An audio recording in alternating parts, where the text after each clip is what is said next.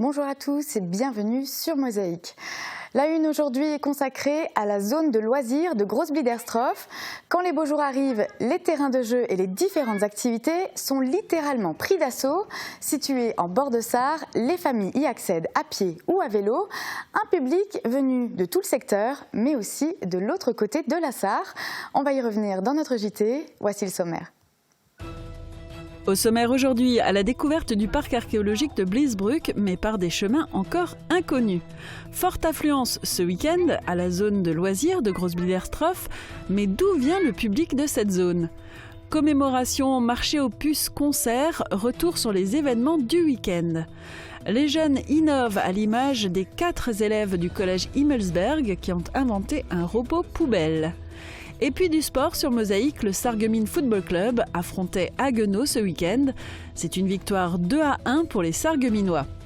Nous retrouverons ensuite la famille Millevoye. Ludovic rêve de devenir conducteur d'engin. La petite histoire du jour, c'est celle de la chapelle Notre-Dame-des-Bois au milieu de la forêt de Hanau. Et enfin, une tendance chevaleresque à la citadelle de Bitche, le duc de Lorraine nous embarque dans un spectacle. On passe à notre séquence souvenir. Il y a 2 ans, jour pour jour, avait lieu à Sarreguemines une collecte de sang sous une forme originale. Le traditionnel sandwich distribué avait été remplacé par des spécialités de chef. Replay. Soyez Cloud Manager. Choisissez ID Réseau, partenaire des plus grandes marques Cisco, HP, Citrix. 10 000 dons de sang sont nécessaires chaque jour pour soigner 1 million de malades par an. C'est pour cela que l'établissement français du sang n'a de cesse de promouvoir le don. Fidéliser les donneurs et en attirer de nouveaux, c'est le défi de chaque collecte. C'est dans cet esprit qu'est né le don gastronome. Au menu, des encas préparés par Guy Adam, Julien Dimowski, les frères Albe de Esprit Sushi et Franck Kestener. 190 donneurs se sont présentés au Casino des Faïenceries, dont 32 nouveaux. C'est le double de l'effectif d'une collecte classique. Et les collectes de sang classiques ne rencontrent pas un tel engouement, alors notez les prochains rendez-vous sur le secteur, mardi 17 mai au Casino des Faïenceries de Sarreguemines de 14h à 19h, mercredi 18 mai au foyer des jeunes de Großbliederstroff de 15h à 19h et vendredi 20 mai au complexe Le Prince Ringuet à Vouswiller de 15h30 à 18h45. Et notre rendez-vous quotidien, c'est bien sûr la météo. Voici les prévisions pour demain. 34% des accidents du quotidien ont pour origine les loisirs et le jeu. Assurance accident de la vie, la sécurité par tous les temps. Bonjour tout le monde, pour demain et même déjà pour ce soir, on repart sur une dégradation pluvieuse et orageuse. On commencera la matinée sous la pluie, même si quelques éclaircies parviendront encore à se faufiler l'après-midi. Et finalement, en soirée, c'est les nuages menaçants qui reprendront l'avantage et on passera la nuit avec des averses localement orageuses. Les quelques éclaircies de l'après-midi suffiront tout de même à conserver des températures à un bon niveau avec de 12 à 14 degrés au minimum et de 19 à 22 degrés au maximum. Demain mardi 10 mai, nous fêtons les Solanges. Le soleil nous accompagnera de 5h54 à 21h01. Et comme tous les lundis, place à notre séquence où la parole est à la rue. Alors si vous étiez un élu au niveau local, régional ou national, quelle serait votre première décision politique ? Alors là, aucune discrimination pour moi, quoi. C'est-à-dire ? C'est-à-dire qu'on soit tous pareils, quoi. Tout ce qu'on entend, je pense que ce serait bien, quoi.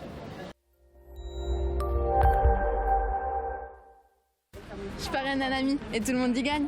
Mon filleul, ma banque et moi. Au Crédit Mutuel, un client satisfait rayonne. On fait maintenant le tour de l'actu du Républicain lorrain.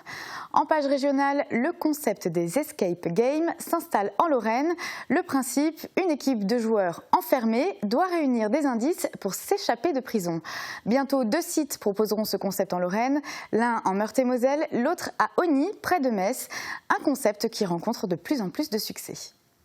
Chez nos voisins, c'était la fête médiévale à Petite-Rosselle, une 10e édition sous un soleil éclatant qui a fait venir de nombreux visiteurs. 160 repas ont été servis, de quoi penser déjà à la prochaine édition. En page locale, séance photo hier pour les 12 finalistes de l'élection Miss Ronde Lorraine 2016. Maquillage, coiffure, cours de maintien, une journée marathon pour les candidates. On va en reparler dans un instant. Voici le JT de Mosaïque.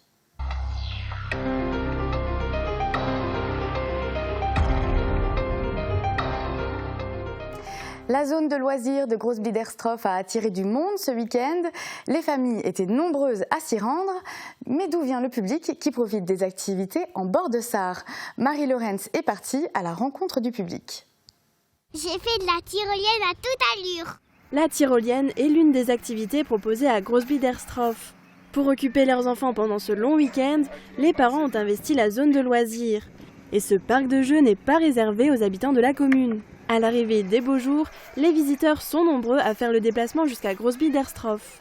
Moi, je viens de Vouzilaire. On vient d'Alstin. De Hambourg. Von Klein-Petersdorf. Il faut dire que les activités ne manquent pas. Depuis sa création, la zone de loisirs s'est régulièrement renouvelée. Les derniers travaux en date ont été réalisés en juillet dernier, avec entre autres un agrandissement du skatepark ou un nouveau terrain de jeu pour les enfants. Depuis qu'ils ont agrandi, il y en a vraiment pour tous les âges. On passe toujours un bon moment. Qu'est-ce que t'en penses, toi? Oui. On vient souvent ici, c'est un très beau terrain de jeu, surtout depuis qu'il a été agrandi. On aime bien ce parc parce qu'il est amusant, qu'il y a beaucoup de choses à faire. On a entendu parler de cet endroit-là et puis voilà, on est venu voir. C'est super bien. Ah vraiment, hein, c'est vraiment très bien. Le parc de jeu est très beau, il est toujours propre et puis surtout, il n'y a pas de sable. Car les terrains de jeu en Allemagne ont toujours du sable. La zone de loisirs a ses adeptes, on y croise un public fidèle. Il faut croire que l'essayer, c'est l'adopter. Moi, je suis venue mercredi, je suis venue dimanche aussi, je viens à peu près toutes les semaines. Quasiment toutes les semaines, quoi. Hein. On essaye le week-end quand le temps le permet de venir, de sortir, ça fait pas loin de chez nous et puis non, c'est vraiment bien fait ici. Ça leur plaît beaucoup, oui, on va sûrement revenir. L'affluence est si forte que la municipalité envisage de créer un nouveau parking. La zone de loisirs est à chaque fois prise d'assaut pendant les périodes de vacances scolaires. Ces places supplémentaires permettraient donc de fidéliser un nouveau public.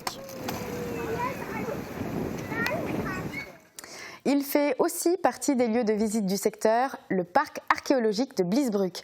Grâce au travail d'une volontaire européenne venue d'Espagne, il est possible de découvrir le parc, mais par des chemins encore inconnus. Je vous propose de faire la visite avec nos guides Alexandra et Paola. Là, on est à la fin de la dernière période glaciaire. C'est une balade originale que propose le parc archéologique de Bliesbruck. Non pas pour découvrir les vestiges antiques, mais pour découvrir les animaux et les plantes qui se trouvent aux environs du parc.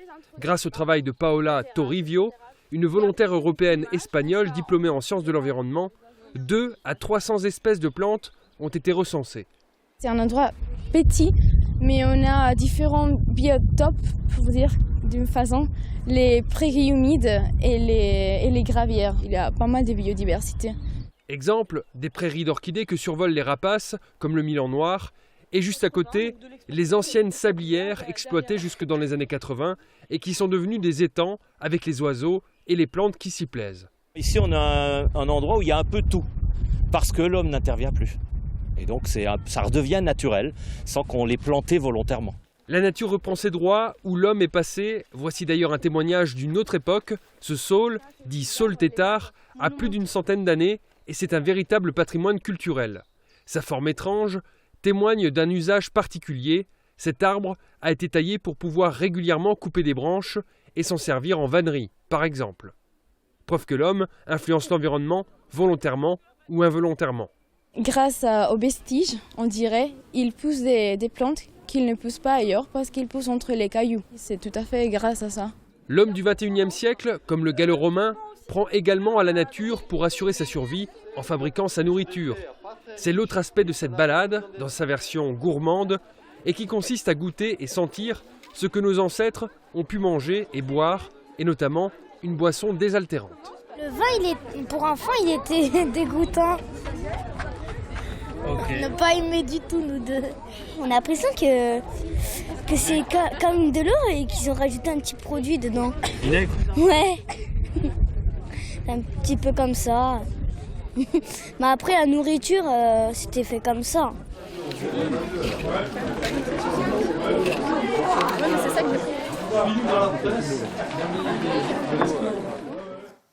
Et en ce moment, c'est difficile pour la culture en Moselle. Le département coupe dans les dépenses, d'où l'annulation du festival La Ça raconte. Les sites comme Bliesbruck doivent s'adapter pour gagner des visiteurs. Alors, prochain événement, l'historien Michael McCormick de l'Université de Harvard tiendra une conférence le 5 juin à 17h et l'entrée sera gratuite. Avec le soleil de ce week-end, beaucoup d'autres activités étaient possibles. Entre pêche, concerts et commémorations, le programme de ces 4 jours était chargé. Retour en images sur les événements de ce week-end avec Marie Lorenz et Jean Birkel. Il y avait un très sympathique concert mercredi soir au Casino des Faïenceries de Sarreguemines. C'était une première pour le groupe MAM, un groupe de musiciens amateurs du secteur de Sarreguemines. MAM propose de la variété française à la fois colorée et engagée. Le groupe jouait au profit de l'association familiale d'aide aux enfants inadaptés. La FAEI a besoin de fonds pour réaliser un nouveau projet, 12 appartements pour les adultes handicapés en retraite. Un projet ambitieux mené en partenariat avec Sarreguemines Confluence Habitat.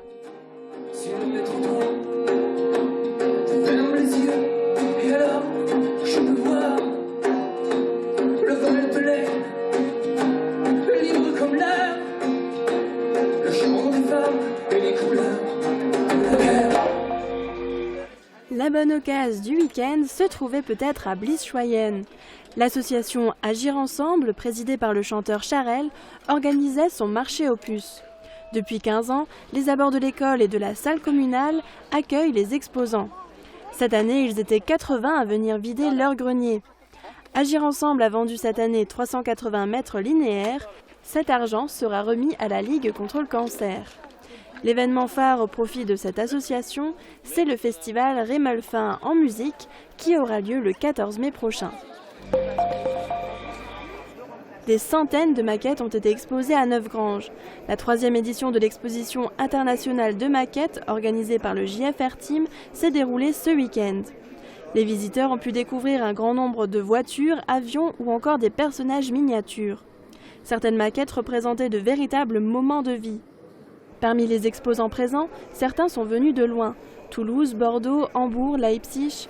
C'était le rendez-vous à ne pas manquer pour rencontrer les plus grands maquettistes internationaux.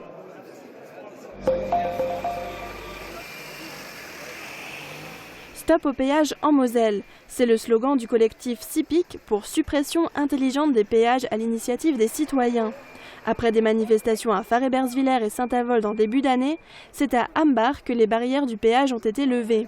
Pendant 1 heure, les membres du mouvement SIPIC, accompagnés d'élus du secteur, se sont mobilisés pour faire passer gratuitement les automobilistes qui ont quitté l'autoroute. Les étudiants qui vont étudier à Metz, à Nancy, ils doivent payer. Le chômeur qui doit trouver de l'emploi, il sort parce qu'il va à Metz ou au Luxembourg, il paye. Celui qui a de la famille à l'hôpital, il doit payer pour prendre le péage. Donc c'est anormal parce que le principe des services publics, c'est la gratuité. Aujourd'hui, on demande l'application de ce principe, c'est tout.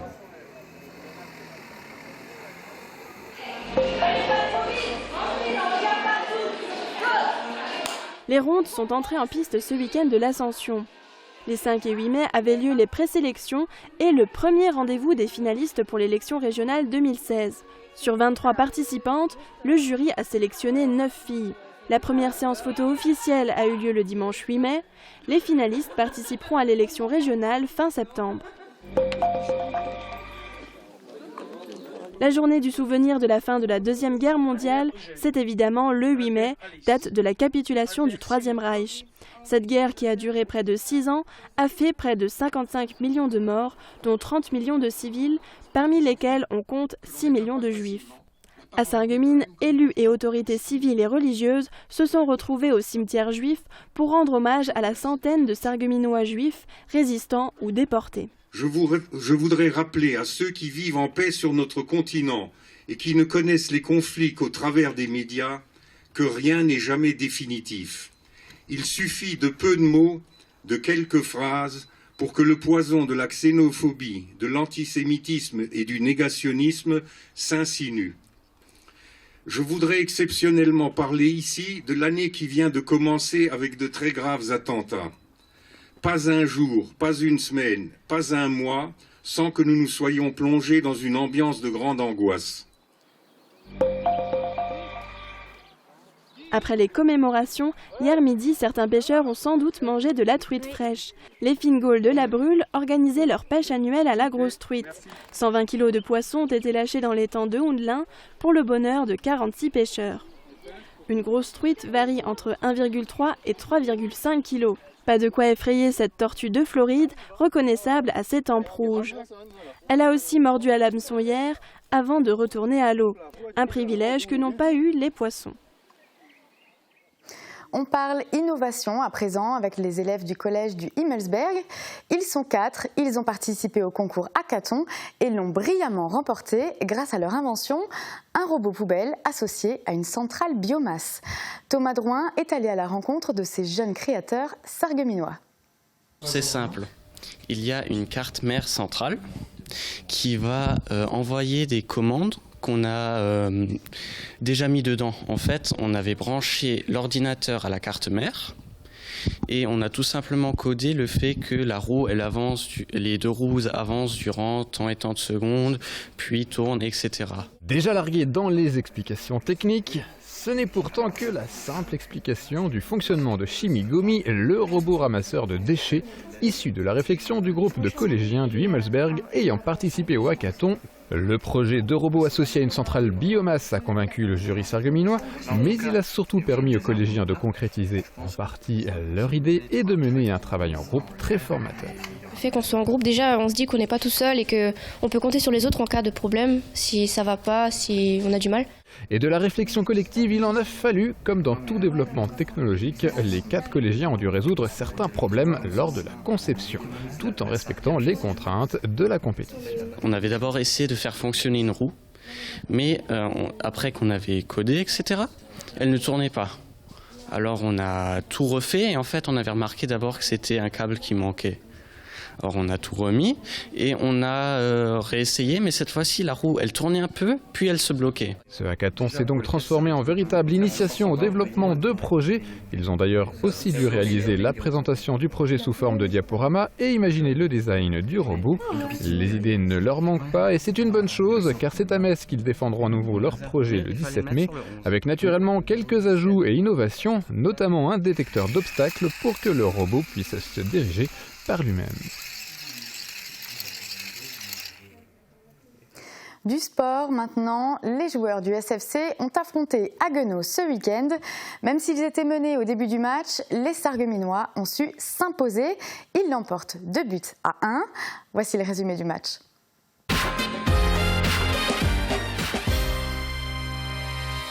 Alors 23e journée, Haguenau c'est le 6e du championnat qui accueille aujourd'hui le 4e du championnat, le Sarreguemines Football Club. Voilà, une rencontre qui débute par la mise en jeu des Sarregueminois de couleur jaune sur le côté droit. Ballon très bien donné pour Saïd Diaza et c'est le gardien qui intervient avec difficulté là-bas, qui a dévissé un peu son tir.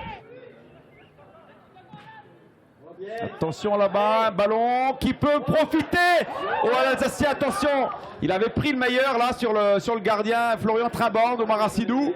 Malheureusement il n'a pas réussi son contrôle. Et c'est Alan Vangère qui finalement a récupéré ce ballon. Hein. Allez, belle combinaison encore une fois. Ils ont du mal à tenir à Hassan Mbarki. Elle est à la surface, attention là. Cette fois-ci il est bousculé.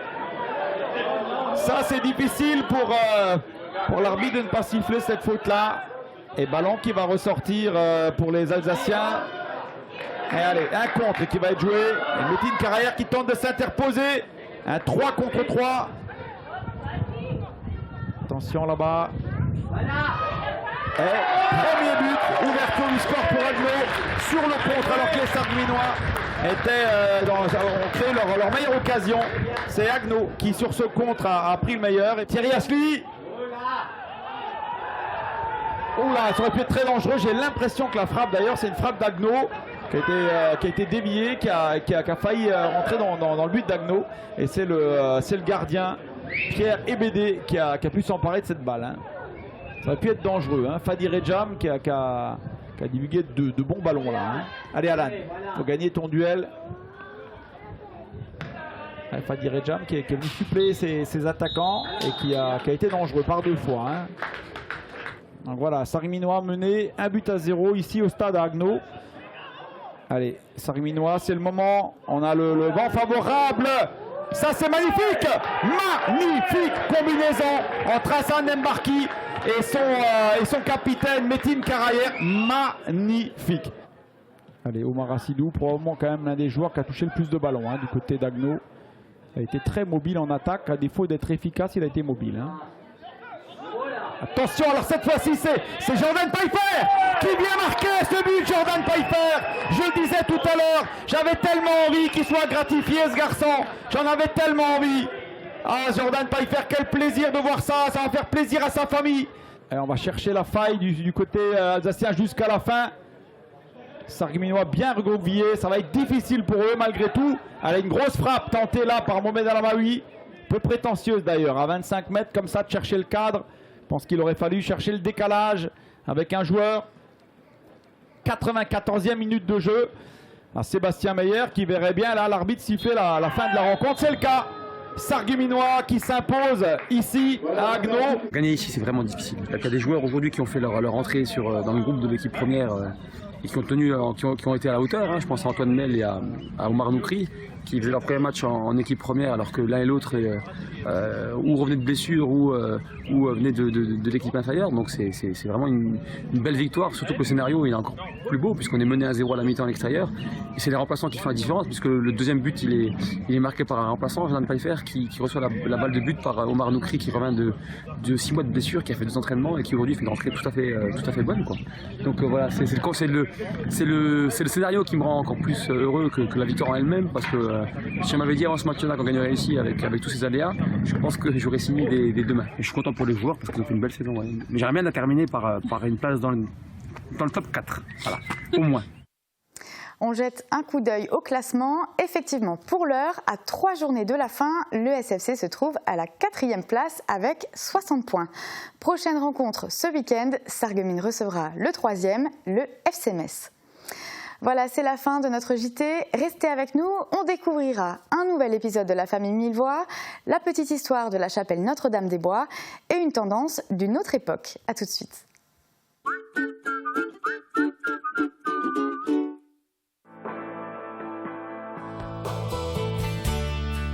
Quand on comprend de moins en moins bien, on finit par se couper du monde. Réagissez et testez votre audition gratuitement à la passion de l'audition. Ensemble, trouvons la meilleure solution pour la meilleure audition.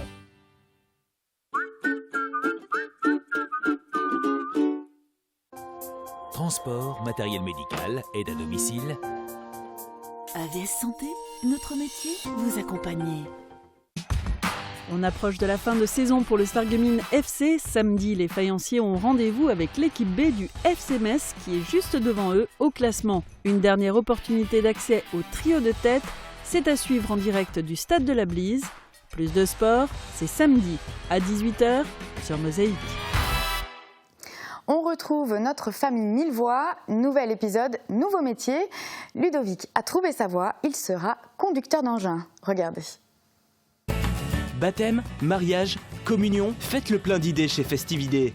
Festividé, Festividé, des idées toutes faites. Retrouvez la famille Millevoye à chacun son métier avec l'artisanat.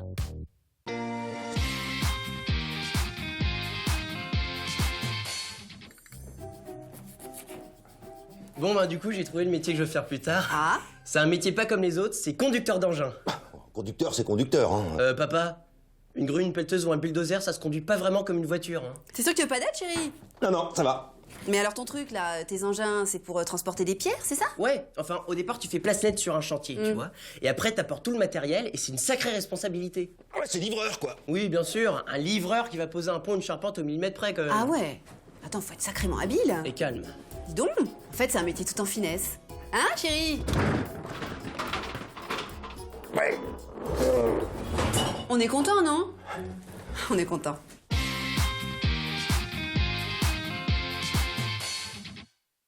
Avec choisirlartisanat.fr. La petite histoire nous emmène en excursion dans le pays de Bitche. Au milieu de la forêt de Hanau se dresse une discrète et petite chapelle. Bien connue des randonneurs, elle est un lieu de recueillement pour les pèlerins durant le mois de mai. Regardez. De la cave au grenier, le savoir-faire Firsch Menuiserie à tous les étages.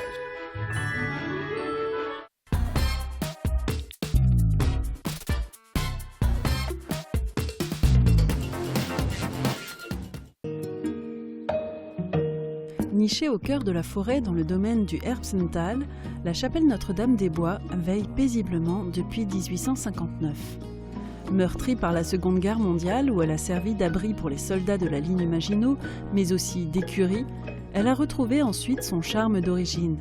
Une association basée à Egelsart l'ouvre chaque jour et l'entretient pour le plaisir des randonneurs, qui laissent souvent une obole pour l'entretien des lieux.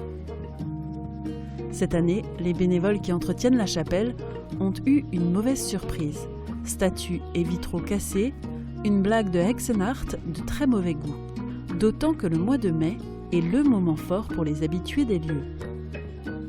Chaque dimanche du mois de mai, on y prie le chapelet et depuis 1974, les pèlerins y assistent à la messe solennelle du lundi de Pentecôte. On reste dans le pays de Bitche pour une tendance chevaleresque.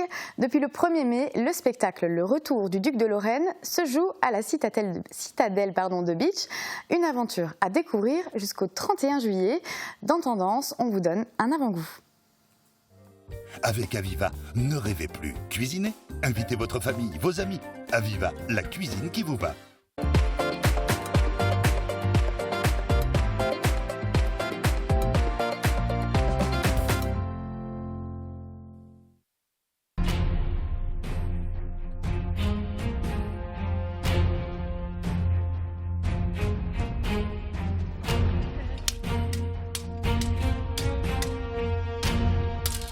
Ce spectacle que nous allons produire pendant 3 mois, on l'a appelé le Retour du Duc de Lorraine. En réalité, j'étais déjà venu il y a quelques années, en 2012 et 2013, j'avais eu déjà l'honneur d'incarner le Duc de Lorraine. Et puis, eh bien, comme on m'a proposé éventuellement de revenir, eh bien, on a profité, on a sauté sur l'occasion pour illustrer le retour. C'est comme s'il y avait une saga, si vous voulez, dont il y a des épisodes, etc. Donc le Duc a été absent, il revient. Mais le problème, c'est qu'il pense arriver dans ces territoires, bien accueilli, bien chez lui, et bien les choses ne seront pas tout à fait celles auxquelles il pouvait s'attendre. Et autour de cette idée, nous avons donc brodé un petit scénario qui permet également de mettre en valeur les compétences équestres de nos amis, bien évidemment. Parce qu'en fait, c'est de la comédie, mais c'est aussi de l'action. Une fois que vous aurez bonne lance en dextre, eh bien vous irez auprès de notre bon peuple quérir les couleurs. Il y a des cascades, il y a des combats, il y a des prouesses équestres, il y a la voltige, il y a aussi du combat à pied avec l'épée. Ça va aller ? Donc cavalier, c'est un couple, vous voyez, ce sont vraiment des professionnels, parce que cette discipline est quand même une discipline de haut niveau qui exige quand même des performances physiques, un entraînement constant, et des humains et des chevaux. Donc on va voir si avec mes cavaliers ici présents, nous serons capables de tremper la mouillette. Il est important de faire en sorte que les gens du public puissent participer, parce que ça fait une interaction. Être passivement à un spectacle, c'est bien, mais être vraiment au cœur de l'action. D'ailleurs, on met même des vêtements sur quelques participants qui sont partie intégrante du jeu. On essaie de faire en sorte que les gens soient vraiment concernés, presque en immersion par rapport à ce spectacle. C'est un peu le but du jeu. Prenez votre épée, je vous attends. Le lieu doit déjà être quand même assez exceptionnel, il est vraiment remarquable. C'est un lieu qui mérite le respect, eu égard à toute l'histoire qu'il y a derrière. C'est un lieu magistral qu'il faut animer. Et il est vrai que nous sommes... on peut dire qu'on est fiers d'être là. Et pour nous, c'est un honneur d'avoir été sollicité pour animer un endroit qui est quand même hors du commun, on peut le dire.